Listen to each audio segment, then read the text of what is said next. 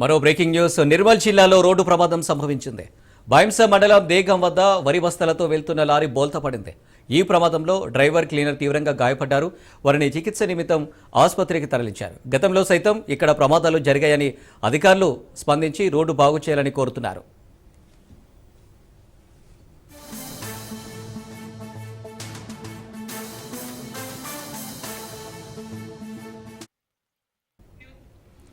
నిర్మల్ జిల్లాలో రోడ్డు ప్రమాదం సంభవించింది. బైంసా మండలం దేగం వద్ద వరి బస్తాలతో వెళ్తున్న లారీ బోల్తా పడింది. ఈ ప్రమాదంలో డ్రైవర్, క్లీనర్ తీవ్రంగా గాయపడ్డారు.